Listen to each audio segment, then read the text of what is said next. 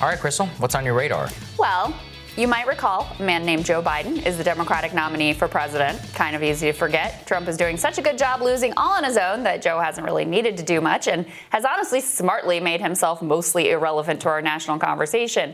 But in a town hall yesterday, he did get asked a question about race in America. Joe, of course, deftly navigated the treacherous waters of race relations, delivering an insightful, compassionate analysis and turning inward to reflect on his own failings in architecting our racist system of mass incarceration, among other things. Just kidding. Ready for what he actually said? Here we go. No sitting president has ever done this. Never, never, never. No Republican president has done this. No Democratic president. We have racists, and they've existed. They've tried to get elected president. He's the first one that has. So Donald Trump, according to Joe Biden, is the first racist president. Now, obviously, it would literally take me hours to even begin to detail the racist acts committed by not 1 or 2 or 5 or 10, but by virtually all of our presidents. And you don't have to be a septuagenarian to have lived under those racist presidents. The entire modern Republican Party from Nixon through W was built on the racist Southern strategy. For those who have lost all sense of space and time in history because Donald Trump broke your brain, here is Lee Atwater explaining exactly how Nixon and his predecessors worked to bring racist whites firmly into their camp. You start out in 1954 by saying by 1968 you can't say that hurts your backfire, so you say stuff like forced busing, states' rights and all that stuff. And you're getting so abstract now, you're talking about cutting taxes, and all of these things you're talking about are totally economic things, and the byproduct of them is blacks get hurt worse than whites. But my friends, let's not pretend that Democrats have been so pure and innocent either. Bill Clinton said that Barack Obama should be carrying his bags and ended welfare as we know it, essentially doing racist bidding after Reagan demonized the program as being for lazy black people. Don't tell me he wasn't engaged in some racial politics there. Then there's, I don't know, Japanese internment camps, writing black people out of the New Deal, founding the nation with a massive program of genocide of Native Americans, and the fact that at least 12 American presidents owned slaves. The framers of our Constitution counted black people as 3/5 of a person, for God's sake. What are you talking about? Literally, my 7-year-old could tell you most of these things, and my 12-year-old could certainly tell you a lot more. Jesus, what is it about Donald Trump that has made you flush all of American history down a damn memory hole? Actually, it's not a rhetorical question. I know exactly why so many people seem to want to forget everything that happened right up until the moment that Donald J. Trump became president of the United States. First of all, for people like Biden, it is a useful political strategy to paint your opponent as an aberration and an existential threat. Obama did it to Romney, all Republicans did it to Obama, Trump did it to Hillary, and Democrats, of course, deeply believe this about Trump. Now, I happen to think that Trump's authoritarian actions currently are deeply troubling for the future direction of our country. But it's easier to make that case if you can just whitewash all past Republican presidents and pretend that Trump is so obviously worse. It's also, for many Americans, a lot more comfortable to pretend like Trump is a unique evil rather than a completely American creation. This is something that Dr. Cornel West always says, and I really appreciate it. Trump is as American as apple pie. He's an expression, an articulation, an extension of so much of the worst of Americans, past and present. Now, once you actually take that in and think about it, it opens up a whole lot that people don't really want to grapple with. They don't necessarily want to deal with the propaganda that they were fed in schools or the positions that they've held or the leaders they've supported. The last thing they want to do is to examine their own complicity in getting us to this moment.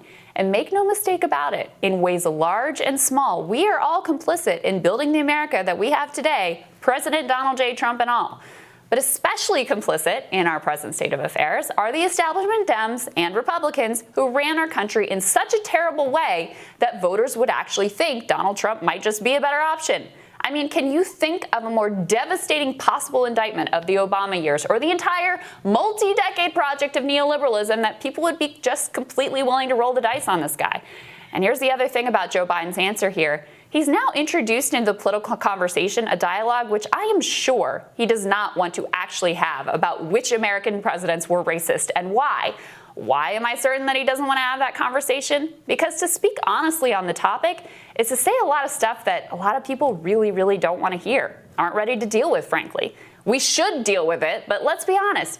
Most of the grown people in this country do not want to think about the fact that while American colonists were throwing off the yoke of British oppression, they were also murdering the indigenous population in their own quest for power and subjugation.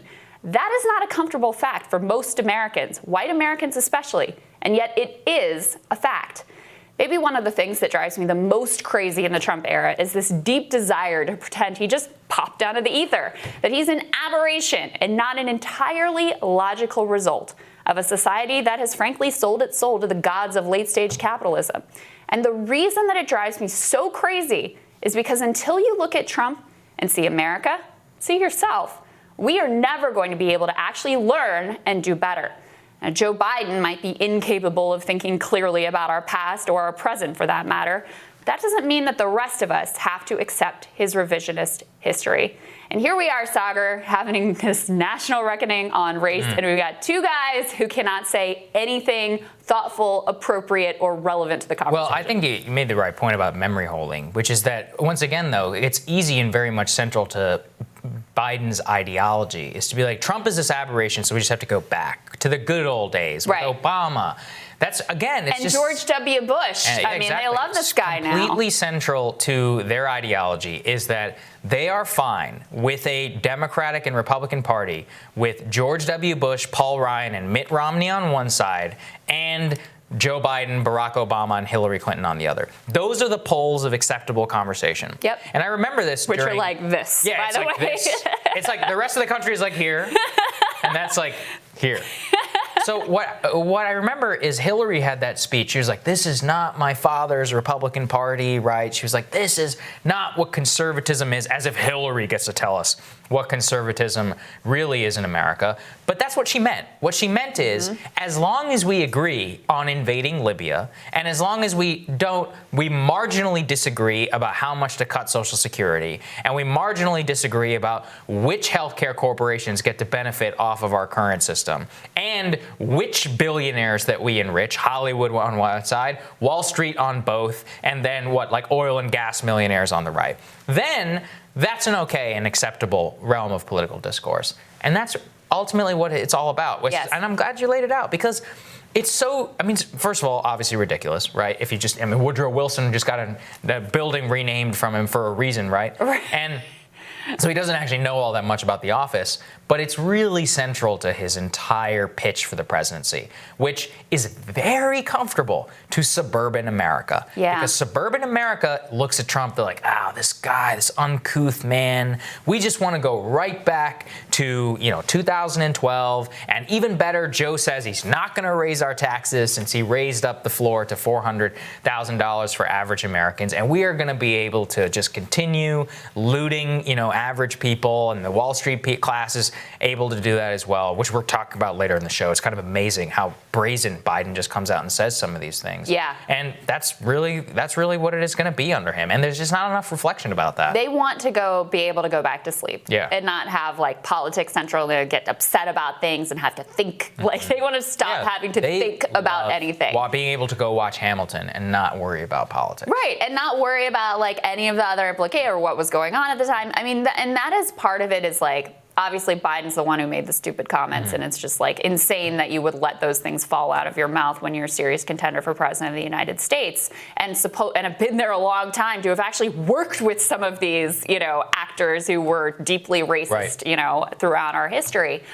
But also, I don't want to let the rest of the country off the hook, because they're a part of why he says things like this is because it's also more comfortable for those exact people that you're talking about not to have to see how they too were part of this project of neoliberalism, part of this project of American history over the past, 30, 40 years that has led us to this place. It is much more comfortable to say, oh, those are the bad ones over there, and that's a bad guy, and we just got to get that bad guy out of office, which is part of why they're so obsessed with like the next silver bullet. Is it going to be the Mueller report? Is it going to be Ukraine? Is it going to be impeachment? What is it going to be?